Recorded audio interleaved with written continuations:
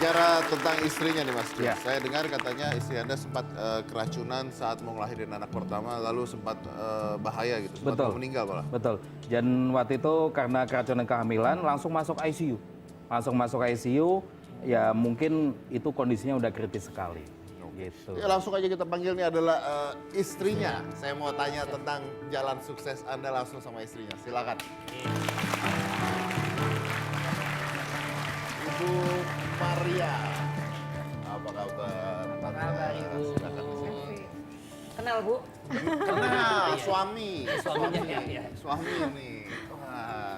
Gimana saya? Nah itu mungkin saya mau tanya gini. Kok awalnya Anda mau sama Jos? Kan dia katanya nggak punya uang, kerjaannya begitu. OB, nggak jelas. Kok bisa jatuh cinta? Gimana ceritanya? Cinta aja kali ya. Kalau cinta nggak bisa prediksi harus gimana, deskripsinya apa nggak tahu. Cinta aja deh.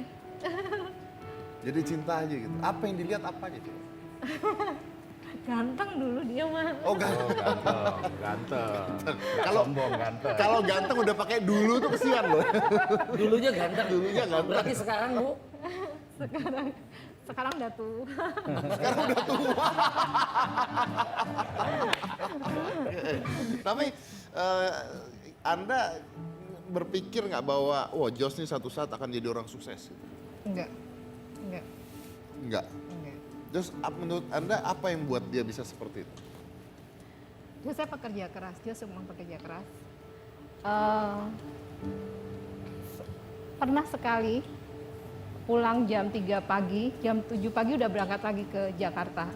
Waktu jam 3 pagi pulang itu udah darah semua berlumuran di badannya. Dia nabrak batu karena ketiduran waktu Ngantuk. ngendarain motor. Ngantuk jadi naik Vespa, Nabrak batu. Tapi jam 7 pagi Jam 7 pagi, saya beresin di rumah, jam 7 pagi berangkat lagi dia. tanggung jawab. nah, berarti Anda bangga dong seperti ini sekarang dengan Iya. semua yang Terjadi, ya. dicapai gitu. Iya pasti, Pak. Walaupun dengan apa yang didapat sekarang, tanggung jawabnya bukan tambah kecil, tapi tambah Pasti besar tambah lagi. besar, Iya. pasti. Karena dulu setahu saya pada saat susah sampai ngutang sana sini. Iya. Iya. Kalau ngelihat zaman dulu tuh seperti apa? Sulitnya seperti apa? Sulitnya sampai beli susu anak kita Clara nggak mampu ya. Iya. Jadi saya sampai pinjem kartu kredit Mas Tony. Mas Tony, teman sekantor, buat beli susu anak saya. Itu sulitnya. Itu pasti menyakitkan sekali. Tapi gimana pun namanya untuk anak, apapun pasti Dilakukan. Iya. Nah, kalau misalnya nih Anda Jos, Anda ngelihat bahwa ini kan Anda keluar dari zona Anda lalu Anda sukses dan berhasil. Ya. Tapi kan tidak semua orang seperti itu. Apa yang kurang? Yang kurang. Kalau saya sih semua itu harus disyukurin ya. Jadi kalau kita ngomong bahasanya cukup, nggak akan pernah manusia namanya cukup. Betul. Selalu kita syukurin, dan yang terpikir sekarang adalah bukan melulu mencari materi gitu. Artinya saya berasal dari keluarga miskin, keluarga yang nggak punya. Jadi berpikirnya adalah kembali lagi ke masyarakat, ke society at large gitu. Jadi membantu mereka yang kurang mampu, apa yang bisa saya lakukan ya saya lakukan.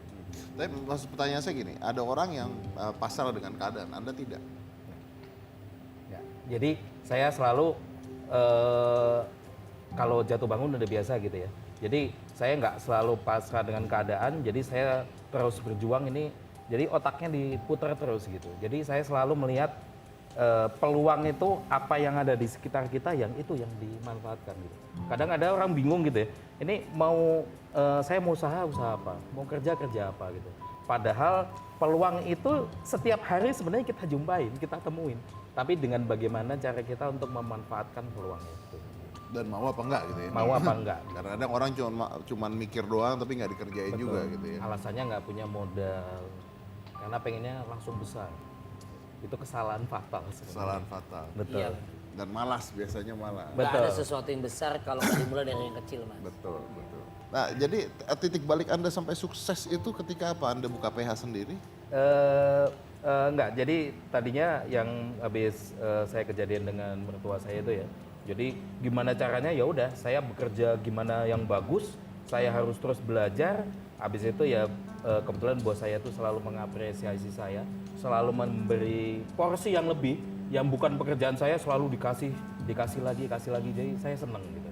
Nah dari situ Bukan komplain tuh ya? nggak komplain, justru saya seneng gitu, tantangan.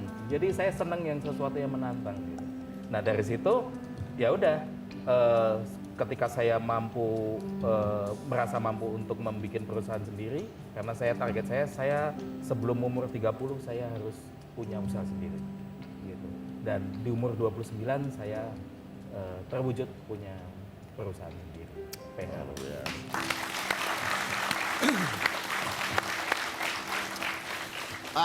Gaya berubah nggak, Jos? Gaya, saya orangnya nggak pernah berubah. Jadi orang yang kenal saya 15-20 tahun yang lalu ya tetap gembel seperti ini. Gitu. Apa adanya ya? Apa adanya. Jadi mereka nyangkanya saya selalu nggak punya duit. Padahal memang iya nggak. Dulu kan cuma sejuta, susah mas beli susu, sekarang miliaran. 5 perusahaan tuh apa aja? Jadi yang pertama itu production house, New Motion gitu. Terus yang keduanya itu New Media, digital signage. Jadi kalau ngelihat digital signage itu misalnya TV-TV yang ada di di outlet, minimarket, apa segala macam. Nah itu saya yang mengelola gitu. Terus yang ketiganya ada kamubisa.com, web TV. Terus yang keempatnya ini GoLine. GoLine itu sistem antrian dan sistem informasi rumah sakit gitu. Nah, kalau yang GoLine agak menarik sedikitnya adalah ini saya banyak belajar dari pengalaman bapak saya gitu. Ketika harus ke rumah sakit, ngantri, jadi berobatnya jam 1 siang, berangkatnya jam 6 pagi. Ya. Orang sakit kan udah susah gitu ya, dibikin susah lagi. Gitu. Nah, terus kalau yang terakhir itu sebenarnya saya nyebutnya bukan perusahaan mungkin ya. Saya punya yayasan pendidikan. Jadi saya punya New My Seat Academy. Itu jadi lebih ke hospitality sama ke kapal pesiar. Kapal pesiar. Cuma pertanyaan yang paling penting adalah emang berapa sih omsetnya sekarang semuanya? Waduh, berapa ya? Adalah. Jadi ya puluhan lah. Puluhan? Gitu. Puluhan miliar. Puluhan ribu? Puluhan miliar loh. Dan udah punya apa aja? Dari tidak punya sampai punya tuh udah apa aja? Udah tercapai apa aja? Rumah pasti. Sombong dong berarti. Gak apa-apa, sombong kan ada hasilnya. Orang sombong boleh. Lecu termotivasi buat Gitu yang ya? lain. Betul. Rumah ada 3, terus kemudian ya ada apartemen ada 2, terus toko 1, ruko juga punya, terus tanah juga ada. Dan lain-lain lah ya. Dan lain-lain. Dari OB mas. Dari OB ya. Kata kuncinya satu aja. Jangan menyerah. Jangan menyerah. Oke. Berapa pegawainya sekarang? Kalau dengan yang di luar kota, yang outsourcing itu sekitar 60-an. 60 pegawai. Iya. Dengan satu kata, jangan menyerah. menyerah. Oh.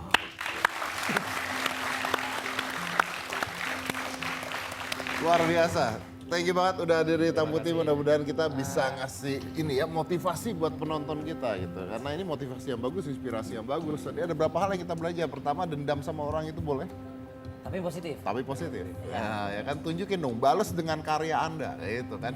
Jangan ngomong doang, nggak punya karya, nggak punya hasil, nggak percuma. Balas dengan karya. Yang kedua, jangan menyerah. Jangan menyerah dan jangan cepat puas kali ya. Iya betul. Jangan cepat puas kali ya. Tapi saya tutup dengan kata-kata seperti ini. Banyak orang takut untuk melangkah karena merasa saat ini dirinya sudah tepat, enak, di zona nyaman. Gitu. Jadi akhirnya mereka takut untuk melangkah, ngambil resiko, akhirnya mereka tidak pernah tahu apa-apa. Artinya seperti itu. So maybe we need to think, don't be afraid to giving up good for great. Saya dari Komisi dari Koceper, Hitam Putih.